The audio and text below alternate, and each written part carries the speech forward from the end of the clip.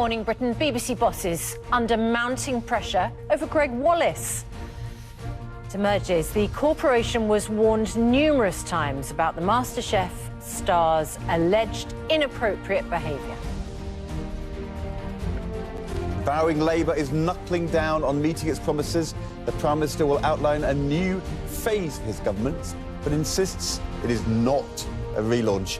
It comes as today his deputy pledges that high-rise buildings covered in dangerous cladding will be fixed by 2029. Sir Elton John reveals he has lost his eyesight, telling the audience on opening night of his new West End show he has not been able to see it, but enjoys hearing it. As you know, I've lost my eyesight, so it's hard for me to see it, but I love to hear it. And boy, it's sounding good tonight.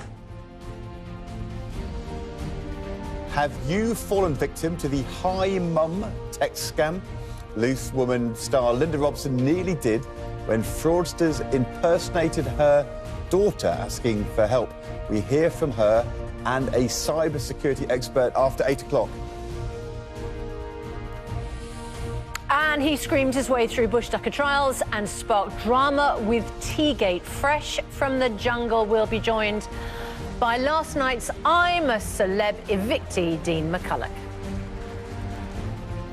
Turning cloudier, wetter and colder for many of us today, and the outlook remains unsettled as we head through this week. I'll have all the details with us and more coming up on Good Morning Britain. Monday, 2nd of December, 2024. Live from Television Centre in London. This is Good Morning Britain with Susanna Reid and Ed Halls.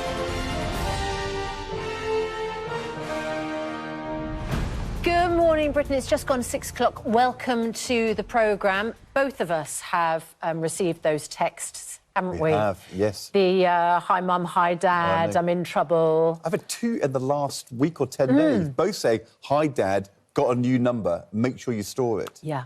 And you think, who's this from? Yeah, well, I decided to engage just because I thought, I wonder how this works. Did you know how to engage? What did you do? Well, they said, oh, Mum, I'm in trouble. So just to point out, this is not your actual child texting you. This is a scammer texting you, pretending to be your child in trouble. And the reason that they're texting you from a different number is because apparently their phone is lost, it's been stolen or some other reason. But there's a sense of urgency and you're worried, aren't you? So you can fall victim to the scam and eventually they'll ask you for money.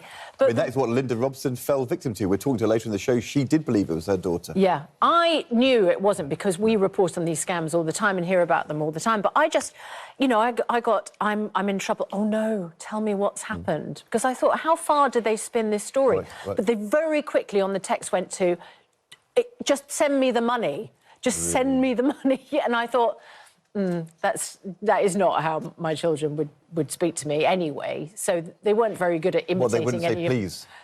They would just say, send me the money. No, that was the problem. The scammer was being much more rude and insistent.